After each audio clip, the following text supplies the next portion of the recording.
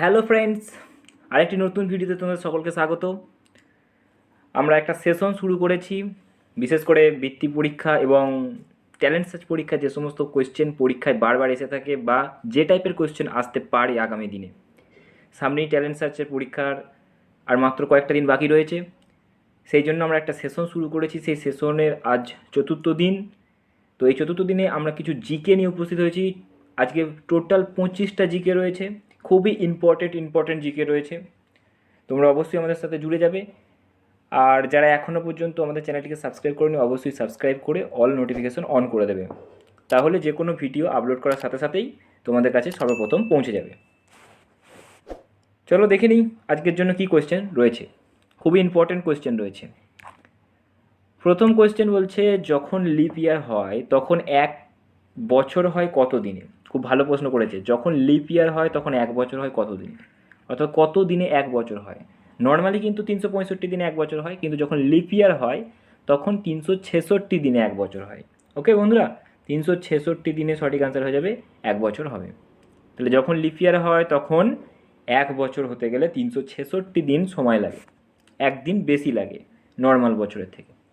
আমাদের সৌরজগতের সবচেয়ে বড় গ্রহের নাম কি? আমাদের সৌরজগতে টোটাল 8টি গ্রহ রয়েছে, তার মধ্যে সবথেকে বড় গ্রহ হচ্ছে বৃহস্পতি, ইংলিশে বলে জুপিটার। জুপিটার বা বৃহস্পতি হচ্ছে সৌরজগতের সবচেয়ে বড় গ্রহ।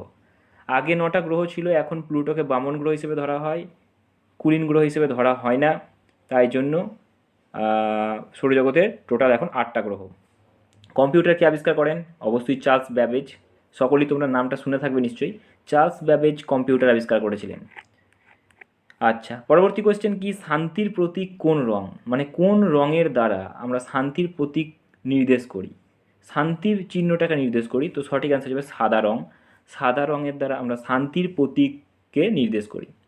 বিশ্বের মধ্যে সবচেয়ে বড় দ্বীপ কোনটি? বিশ্বের মধ্যে সবথেকে বড় দ্বীপ হচ্ছে গ্রিনল্যান্ড। গ্রিনল্যান্ড হচ্ছে একটা দ্বীপ। এই যে আমরা ম্যাপের মধ্যে দেখতে পাচ্ছি, পৃথিবীর ম্যাপের মধ্যে যে সবুজ মতো অংশটা, এটাই হচ্ছে গ্রিনল্যান্ড। তাহলে বিশ্বের মধ্যে সবচেয়ে বড় দ্বীপ হচ্ছে গ্রিনল্যান্ড। এখানে বৃহস্পতি রয়েছে এবং এখানে গ্রিনল্যান্ড, দুটো ছবি খুবই ইম্পর্টেন্ট। এখানে তোমাদের জিকে পড়তে অনেক সুবিধা হবে পাশে ছবি থাকলে পরে। তো বৃহস্পতির ছবি, এটা এটা সৌরজগতের সবচেয়ে বড় গ্রহ এবং বিশ্বের মধ্যে, পৃথিবীর মধ্যে সবথেকে বড় দ্বীপ হচ্ছে গ্রিনল্যান্ড। এই যে সবুজ কালারের অংশটা আমি মার্কিং করে দিয়েছি, এটা হচ্ছে বিশ্বের মধ্যে সবথেকে বড় দ্বীপ। পরবর্তী কোয়েশ্চেন দেখে নেওয়ার চেষ্টা করি কি বলছে। 6 নম্বর কোয়েশ্চেন কি বলছে? বিশ্বের দীর্ঘতম নদী কোনটি? বিশ্বের দীর্ঘতম নদী হচ্ছে নীল নদ। নীল নদ হচ্ছে বিশ্বের দীর্ঘতম নদী। এই যে আমরা পাশের ছবিতে দেখতে পাচ্ছি নীল নদ, এটার ছবি। তো নীল নদ হচ্ছে বিশ্বের দীর্ঘতম লম্বা নদী, সবথেকে বড় লম্বা নদী হচ্ছে নীল নদ। বন্ধুরা, এই চ্যানেলে আমরা কম্পিটিটিভ এক্সাম, বৃত্তি পরীক্ষা, ট্যালেন্ট সার্চ, সমস্ত পরীক্ষার যে সমস্ত কোয়েশ্চেন আসে, জিকে রিলেটেড, ম্যাথ রিলেটেড, যে টাইপের কোয়েশ্চেন আসে, বেসিক থেকে পুরো অ্যাডভান্স লেভেলের কোয়েশ্চেন প্রোভাইড করি। তোমরা অবশ্যই এই চ্যানেলটিকে সাবস্ক্রাইব করে আমাদের সাথে জুড়ে থাকবে। যদি কোনো কোয়ারি থাকে, জিজ্ঞাসা থাকে, অবশ্যই জিজ্ঞাসা করবে কমেন্টে। ওকে বন্ধুরা, আর বিশেষ করে অঙ্ক, অঙ্ক তো খুবই ইজি শর্টকাট ট্রিক দেখানো হয়, যাতে করে পরীক্ষার সময় 1 থেকে 5 সেকেন্ডের মধ্যে কমপ্লিট করা যায়। কারণ এখনকার পরীক্ষা সবই কম্পিটিটিভ, মানে কম্পিটিশানের পরীক্ষা, যে যত তাড়াতাড়ি করতে পারবে কমপ্লিট। ওকে বন্ধুরা, তো দেখে নিই পরবর্তী কোয়েশ্চেন কী বলেছে। মাউন্ট এভারেস্ট কোন দেশে অবস্থিত? মাউন্ট এভারেস্ট বিশ্বের মধ্যে সবথেকে উঁচু শৃঙ্গ যেটাকে বলা হয় মাউন্ট এভারেস্ট, সেই মাউন্ট এভারেস্ট রয়েছে নেপালে। নেপাল দেশে অবস্থিত মাউন্ট এভারেস্ট। মোনালিসা চিত্রটি কে এঁকেছেন? মোনালিসা চিত্রটি এঁকেছেন লিওনার্দো দা ভিঞ্চি। আমাদের এই পাশের ছবিটা দেখতে পাচ্ছি, এটা কিন্তু লিওনার্দো দা ভিঞ্চির ছবি। ইনি মোনালিসা চিত্রটা এঁকেছিলেন। খুব নামকরা খ্যাতনামা চিত্র মোনালিসা, সেই মোনালিসা চিত্রটা এঁকেছিলেন লিওনার্দো দা ভিঞ্চি। ইনি হচ্ছেন লিওনার্দো দা ভিঞ্চি। পরের কোশ্চেন কি বলছে? ভারতের মহাকাশ গবেষণা সংস্থাটির নাম কি? সকলেই জানো তোমরা নিশ্চয়ই, তবুও আমি একবার কোশ্চেনটা দিয়েই দিয়েছি। ভারতের মহাকাশ গবেষণা সংস্থাটার নাম হচ্ছে ইসরো। ইসরো হচ্ছে ভারতের মহাকাশ গবেষণা সংস্থা। ইসরোর পুরো নাম তোমরা কমেন্টে জানাবে আমাকে, ইসরোর পুরো নাম কি। ওকে বন্ধুরা, ইসরোর পুরো নাম কিন্তু তোমরা আমাকে কমেন্টে জানাবে। পরের কোশ্চেন কি বলছে? তাজমহল কোন নদীর তীরে অবস্থিত? তাজমহল 7টা আশ্চর্য জিনিসের মধ্যে, বিশ্বের মধ্যে যে 7টা আশ্চর্য জিনিস, তার মধ্যে একটা হচ্ছে তাজমহল। সেই তাজমহল কোন নদীর তীরে অবস্থিত? যমুনা নদীর তীরে অবস্থিত। যমুনা নদীর তীরে অবস্থিত তাজমহল। আগ্রায় তাজমহল আমরা দেখতে পেয়েছি বা আমরা নাম শুনেছি যে আগ্রায় তাজমহল অবস্থিত। দেখে নিই পরবর্তী কোয়েশ্চেন। 11 নম্বর কোয়েশ্চেন কি বলছে, বিশ্বের সবচেয়ে বড় মরুভূমিটার নাম কি? বিশ্বের সবথেকে বড় মরুভূমি, বিশ্বের সবথেকে বড় মরুভূমি হচ্ছে সাহারা মরুভূমি। আফ্রিকাতে রয়েছে সাহারা মরুভূমি। সেই আফ্রিকার সাহারা মরুভূমি হচ্ছে বিশ্বের সবচেয়ে বড় মরুভূমি। নেক্সট বলছে ভারতের জাতীয় ফুল কোনটি? পদ্ম। ভারতের জাতীয় ফুল হচ্ছে পদ্ম, লোটাস ইংলিশে বললে। সূর্যোদয়ের দেশ কাকে বলা হয়? সূর্যোদয়ের দেশ বলতে কি বোঝায়? যেখানে সূর্যকে প্রথম দেখা যায় উদিত হতে। সূর্য প্রথম উদিত হয় কোথায়? জাপান। সেই জাপান হচ্ছে পূর্ব এশিয়ার একটা দেশ। সেই পূর্ব এশিয়ার দেশের মধ্যে জাপানে প্রথম সূর্যোদয় দেখতে পাওয়া যায়। আর ভারতের মধ্যে কোথায় দেখতে পাওয়া যায় বন্ধুরা? ভারতের মধ্যে কোন রাজ্যে প্রথম সূর্যোদয় হয়? তোমরা কমেন্টে জানাবে নিশ্চয়ই। এর আগের দিনের ভিডিওতে দেখিয়েছি আমি জিকেতে। তো তোমরা কমেন্ট করে অবশ্যই জানাবে যে ভারতের মধ্যে কোন রাজ্যে প্রথম সূর্যোদয় হয়। সারা বিশ্বের মধ্যে সূর্যোদয় হয় জাপানে প্রথম, জাপান দেশে। আর ভারতের মধ্যে কোন রাজ্য হয় তোমরা কমেন্টে কিন্তু অবশ্যই জানাবে। পরবর্তী কোয়েশ্চেন, ফ্রান্সের রাজধানীর নাম কি? ফ্রান্সের রাজধানীর নাম হচ্ছে প্যারিস। ফ্রান্সের রাজধানী হচ্ছে প্যারিস। ওকে বন্ধুরা, ফ্রান্সের রাজধানী হচ্ছে প্যারিস। পরে কোয়েশ্চেন, হ্যারি পটার বুক সিরিজের লেখককে? তোমরা অনেকেই নিশ্চয়ই হ্যারি পটারের কাহিনী দেখেছো, হ্যারি পটারের সিনেমা দেখেছো। সেই হ্যারি পটার কে লিখেছিলেন? J K Rowling. এই যে জে কে রাউলিংয়ের ছবি। তো হ্যারি পটার জে কে রাউলিংয়ের লেখা। খুব নামকরা সিরিজ, খুব নামকরা সিনেমা। এটা সিনেমা রয়েছে, খুব ভালো সিনেমা। সিরিজটা খুব ভালো, বই রয়েছে। তো সেই জে কে রাউলিংয়ের লেখা হ্যারি পটার।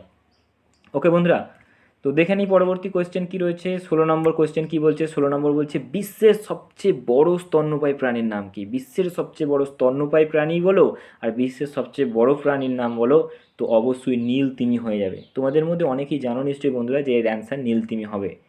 তো বিশ্বের মধ্যে সবচেয়ে বড় স্তন্যপায়ী প্রাণী হচ্ছে নীল তিমি। এটা স্তন্যপায়ী প্রাণী বলো আর স্থলভাগ বা জলভাগের মধ্যে যদি জিজ্ঞাসা করে তাহলে অবশ্যই তো নীল তিমি হবে।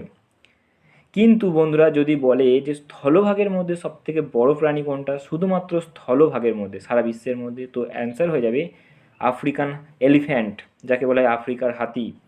তো সেটা স্থলভাগের মধ্যে সবথেকে বড় প্রাণী বিশ্বের মধ্যে। কিন্তু স্থলভাগ জলভাগ দুটোই মিলে যদি বলা হয় বা শুধু যদি বলে বিশ্বের সবচেয়ে বড় স্তন্যপায়ী প্রাণী, তাহলে সঠিক অ্যান্সার হয়ে যাবে নীলতিমি। পরবর্তী কোয়েশ্চেন কি বলছে, চাঁদের মাটিতে প্রথম পা দেন কোন ব্যক্তি? খুব ইম্পর্টেন্ট কোয়েশ্চেন, খুব ইম্পর্টেন্ট কোয়েশ্চেন। চাঁদের মাটিতে প্রথম পা দেন কোন ব্যক্তি? চাঁদের মাটিতে প্রথম পা দিয়েছিলেন নীল আর্মস্ট্রং। নীল আর্মস্ট্রং চাঁদের মাটিতে প্রথম পা দিয়েছিলেন 1969 সালে।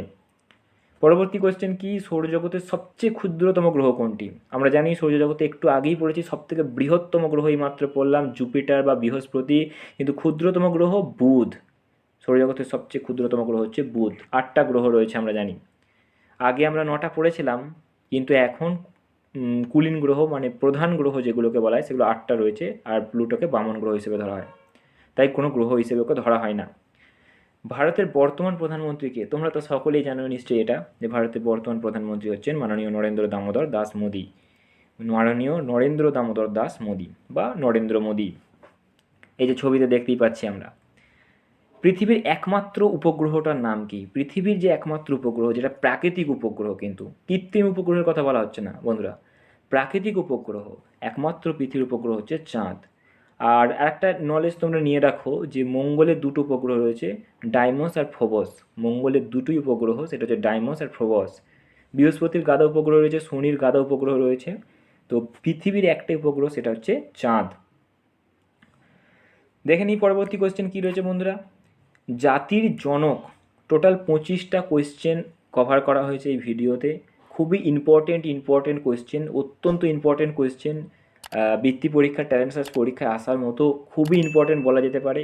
তোমরা বন্ধুরা অবশ্যই তোমাদের সকল যে আরও বন্ধু রয়েছে তাদের মধ্যে শেয়ার করে দেবে ভিডিওটা, যাতে করে তারাও এই ভিডিওটা দেখতে পায় এবং নলেজ অর্জন করে এবং ট্যালেন্ট সার্চ বা বৃত্তি পরীক্ষার জন্য রেডি হতে পারে। ওকে বন্ধুরা, তো দেখে নিই 21 নম্বর কোয়েশ্চেনটা কি বলেছে, জাতির জনক নামে পরিচিত কে? জাতির জনক বা জাতির পিতা সকলেই জানি নিশ্চয়ই, আমরা তোমরাও জানো নিশ্চয়ই। কি বন্ধুরা? মহাত্মা গান্ধী, একদম রাইট অ্যান্সার। জাতির জনক বা জাতির পিতা হচ্ছে মহাত্মা গান্ধী। পরে কোয়েশ্চেন কি বলেছে, আমাদের সৌরজগতের কেন্দ্রে কে রয়েছে? সৌরজগতের কেন্দ্রে কে রয়েছে? সৌরজগতের কেন্দ্রে রয়েছে সূর্য। সূর্য হচ্ছে আমাদের সৌরজগতের কেন্দ্রে রয়েছে। লাল গ্রহ নামে পরিচিত কোন গ্রহ? লাল গ্রহ হচ্ছে মঙ্গল গ্রহ। মঙ্গল গ্রহ বা মার্স, এই মার্স বা মঙ্গল গ্রহকে বলা হয় লাল গ্রহ। পরের কোয়েশ্চেন কি বলছে, টেলিফোন কে আবিষ্কার করেন? Telephone Alexander Graham Bell. খুবই ইম্পর্টেন্ট, টেলিফোন কে আবিষ্কার করে, টেলিফোনে কথা বলা হয়, সেই টেলিফোনে কে আবিষ্কার করেন? Alexander Graham Bell. Alexander Graham bell.